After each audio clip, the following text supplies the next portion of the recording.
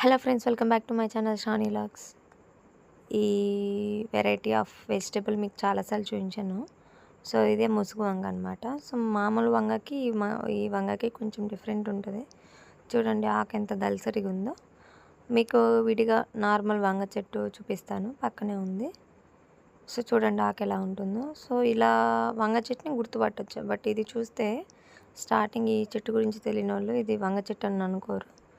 చూడండి ఫ్లవర్స్ కూడా ఎంత గుత్తులు గుత్తులుగా ఉంటాయో. ఇక్కడ చూడండి ఒక్కొక్క కొమ్మకి దగ్గర ఒక్కో ఆకులు వస్తాయి కదా, అక్కడ ఒక్కొక్కటి మాత్రమే వస్తాయి. బట్ ఇక్కడ అసలుకి గుత్తులే అచ్చం మల్లెపూలు ఉన్నట్టు ఉంటాయి అన్నమాట.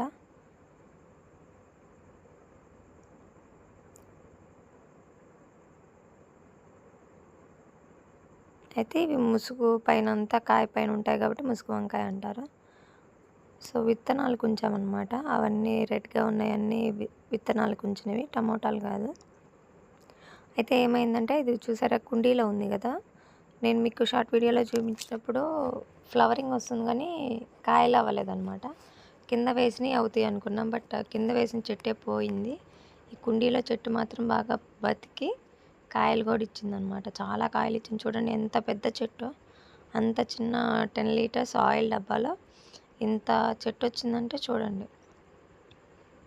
చాలా కాయలు వదిలిపెట్టాము. ఈసారి గ్రూప్లో ఇవ్వాలి. అన్నీ భలే ఉన్నాయి, రెడ్ చెర్రీ టమోటాల్లాగా. దీని కాండం కూడా చూడండి కొంచెం వైలెట్ కలర్ వస్తుంది, green and violet colour. Starting లేత కొమ్మ అయితే కొంచెం గ్రీన్ ఉంటుంది, తర్వాత ఈ కలర్ వస్తుంది అనమాట. సో ఇలా పిందె అనేది ఇట్లా తయారవుతుంది అనమాట. మీకు ఇక్కడ ఇంకోటి కూడా చూపిస్తాను. బాగా కొంచెం కాయ తయారైంది.